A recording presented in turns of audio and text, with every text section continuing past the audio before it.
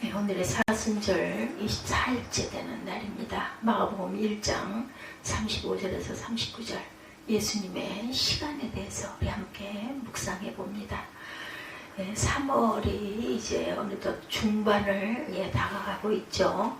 아침도 빨리 오고 봄이 우리 곁에 상큼 다가왔다라는 그런 마음이 듭니다. 가만히 앉아서 봄을 기다리기보다는 세상에 나가서 봄을 만드는 저와 여러분이 되셔야 할 줄 믿습니다. 당신이 따뜻해서 봄이 왔습니다. 이런 말을 대하면 정말 마음이 따뜻해지는 걸 느끼죠.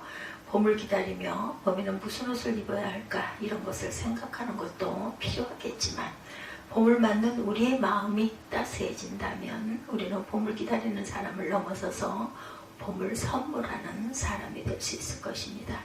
겨울이라는 계절이 우리를 움츠러들고 메마르게 했다면, 겨울을 보내면서 마음이 어두웠다면 봄에는 만나는 사람에게 좀 더 따스함으로 대하고 친절하게 대하고 밝은 얼굴로 대하고 그러면서 봄을 선물하는 사람이 된다면 이건 정말 세상을 따뜻하게 하는, 더 봄스럽게 하는 그런 모습들이 아닐까 생각해 봅니다.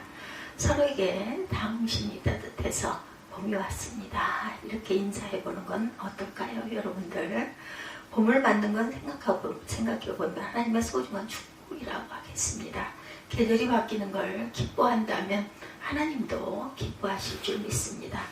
한 해를 보내는 동안 하나님께서 우리에게 적어도 3번을 다시 시작할 기회를 주신다, 이런 생각이 듭니다. 새해가 되면 우리는 누구나 새로운 결심을 하죠.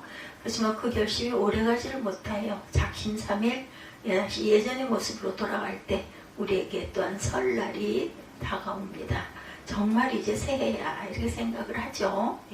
신년이 오고 금방 어떻게 하다 보면은 금방 또 2월이 가고 이렇게 되는데 그 사이에 구정 설날이 되죠.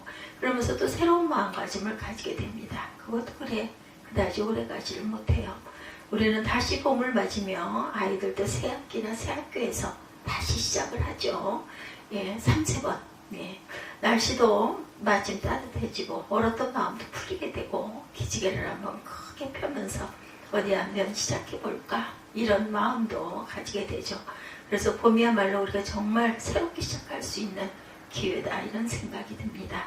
거기다 우리는 지금 사순절을 보내고 있어요. 사순절이란 주님께서 지상에서의 사역의 막바지에서 자신이 짊어지게 될 십자가를 향해 한 발 한 발 다가가시고 계시는 그런 시간, 부활절로부터 거꾸로 시간을 계산해서 40일의 시간을 우리가 가리킵니다. 성경의 40이라는 숫자는 독특한 의미를 가졌다고 해요. 이스라엘의 광야 40년을 비롯해서 모세가 하나님의 계명을 받기 위해 시내산에서 보낸 시간, 또한 탈진한 엘리야가 하나님의 산 호렙에 도착하기까지의 시간, 40일의 시간이었어요. 그리고 나서는 예수가 사역을 준비하기 위해 광야에 보냈던 시간이 40일이었습니다. 우리에겐 특별한 의미로 다가오는 시간, 성숙과 온전함을 위한 그런 시간들이죠. 그 성숙과 온전함을 우리는 과연 어떻게 아름답게, 뜻있게, 뜻깊게 만들어 갈 것인가 굉장히 중요합니다. 또는 치유와 회복을 위해서 반드시 거쳐야 하는 시간이기도 합니다. 초대교회에서 부활절에 이르는 40일의 시간은 세례를 통해 온전한 삶을 원하는 성도들이 준비하는 시간이었다, 이렇게 합니다. 그들은 40일 동안 새로운 삶을 위해 준비하는 주님께서 다시 살아나신 부활절 새벽에 세례를 바꿔야 비로소 온전한 하나님의 자녀가 될 수 있었죠. 사순절에서 부활이라는 시간은 봄이라는 계절과 밀접한 연관이 또한 있습니다. 해마다 충분히 지나고 보름달이 뜬 후 처음 맞는 주일을 부활절로 지키게 되는데, 그것은 마침 겨울에 죽었던 돼지에 생명이 돋아나듯 하나님께서 우리에게 부활을 통해 주시는 생명의 봄으로 느끼는 시간이기도 합니다. 그러나 우리에게 서봄과 사순절이 겹친다는 건 생각해보면 그 시간 자체가 신비한 은혜고 축복이라고 하겠습니다. 사순절은 하늘이 우리를 향해 활짝 열리는 시간이다, 이렇게 말하기도 합니다. 하나님께서 우리에게 복을 넘치도록 부어주시는 시간이라는 거죠. 이렇게 믿으며 한편으로는 십자가를 가까이 대하며 다른 한편으로는 하나님께서 내리시는 복을 기대하며 보내는 시간이기도 하죠. 세번과 사순절이 겹치는 이 시기에 하나님께서 우리에게 봄과 같은 따뜻한 마음을 주시고 이전에 하지 못한 것들을 결심하고 기대하며 새롭게 시작하는 시간이 바로 사순, 정말 순이 나는 것 같은 그러한 계절입니다. 주님께서 부활의 영광을 위하여 하루하루 눈물로 보내시고 기도로 보내셨던 그 기간 우리도 동참하고 따라가야 할 줄로 믿습니다. 새봄을 맞이는 가지는 기대는 디딤돌이 나름대로 다르겠지만 특별히 사순절을 보내면서 주님에게 더 가까이 다가서고 이전보다 더 마음을 집중해 주님을 알아보려는 마음을 갖는 것은 어떨까? 우리의 마음이 주님을 향할수록 우리는 우리를 향한 하나님의 깊은 사랑이나 소중한 뜻을 알게 되죠. 전과는 다른 사람이 되어서 세상을 살 수 있다고 믿습니다. 시간을 쪼개서 기도에 힘쓰셨던 예수님은 기도에 대해서 가르치시면서 이런 말씀을 하시죠. 마태복음 6장 6절입니다. 너는 기도할 때 골방에 들어가 문을 닫고 숨어서 계시는 내 아버지께 기도하라. 그리하면 숨어서 보시는 너의 아버지께서 너에게 갚아주시리라. 이 말씀을 대할 때면 눈을 감고 한번 그렇게 해봅니다. 비록 골방이 없다 해도 마치 골방에 들어가는 마음이 되어보면 되죠. 내가 하던 일을 잠시 멈추고 눈을 감아봅니다. 혼자가 되어 골방에 들어가고 세상을 향한 문을 가만히 닫습니다. 마음이 오로지 주님을 향하죠. 그 순간 새로운 세상이 열리죠. 거기서 주님을 활짝 웃으시면서 너 이제야 왔니? 내가 너를 얼마나 기다렸는데 이렇게 저를 반겨주시죠. 현실을 뒤로하고 골방에 들어가 문을 닫는 그 순간 하나님과 함께하며 하나님의 충만한 사랑 안에 거하는 새로운 세상이 열리는 겁니다. 우리의 부족함이 채워지고 목마름이 해결되고 내가 온전해지는 그러한 시간이다.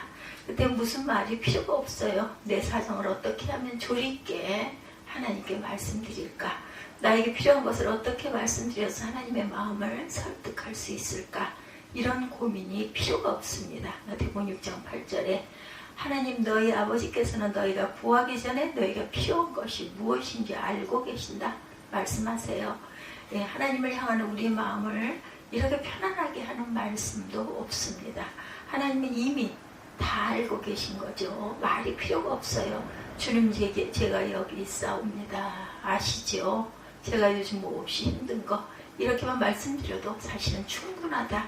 더 이상 무슨 설명이 무슨 미사리 여부가 필요가 없습니다.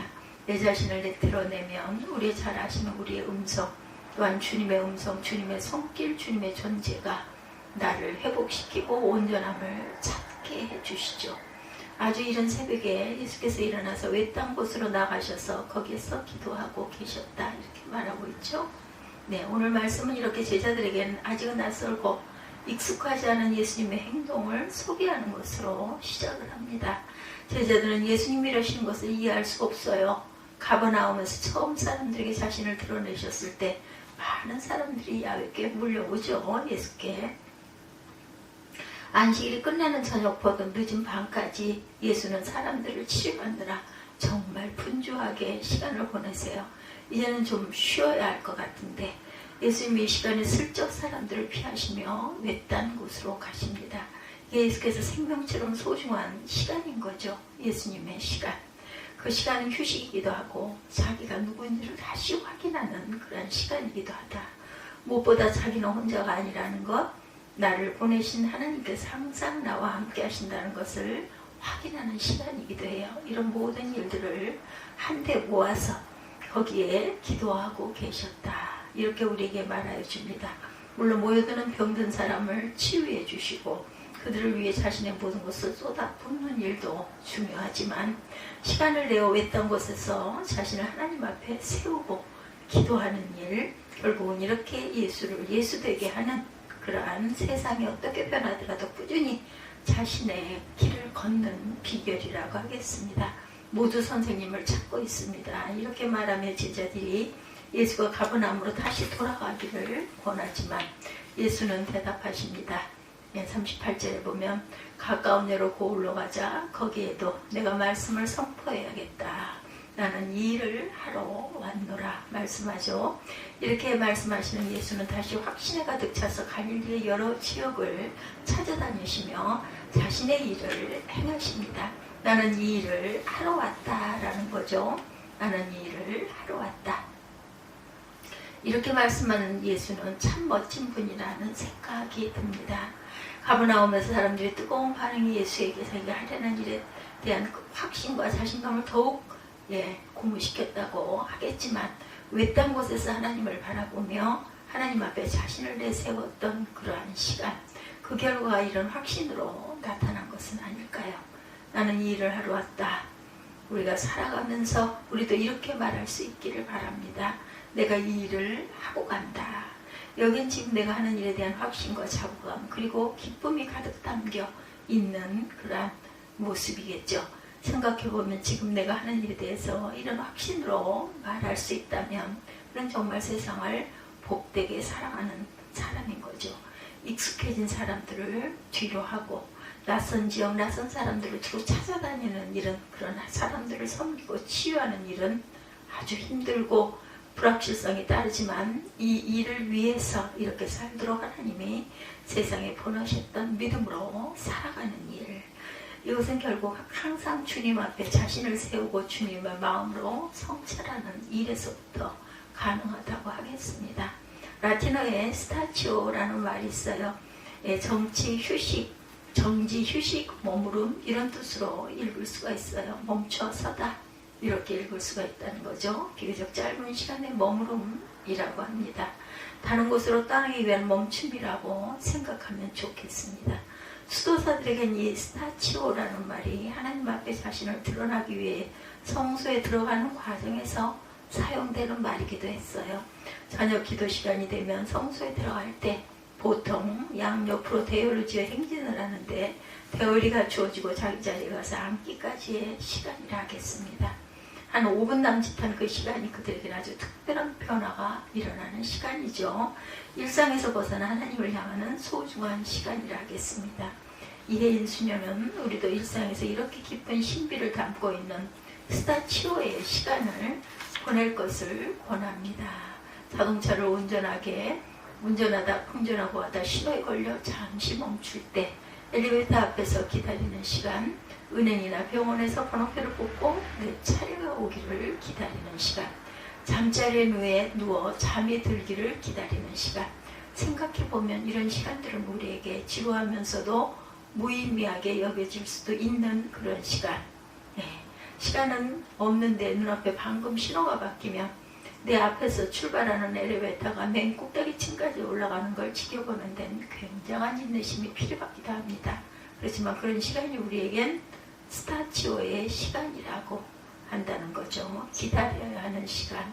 어차피 기다리는 그 시간에 무언가를 더 의미 있는 시간을 가져야 되겠다. 숨을 가다듬고 생각을 잠시 멈추고 조용한 눈을 감고 하늘을 우러러보며 주님을 바라볼 때 우리는 다시 멋지게 시작할 수 있지 않을까. 마태복음 6장 9절이죠. 하늘에 계신 우리 아버지, 참 이 대목이 저는 좋습니다. 하늘이 없는 곳이 없죠. 아주 높아도 까마득한 하늘이 있고 야트막해도 모든 걸 다 내려다볼 수 있는 곳도 하늘입니다. 우리가 어디서든지 마음이 하늘을 우러르고 하나님을 향할 때 하나님께서는 우리를 하늘에서 내려다보고 계시다라고 응답하고 계신다라는 것. 내가 널 지키고 있다. 내가 너와 함께하니 아무 걱정도 하지 말거라.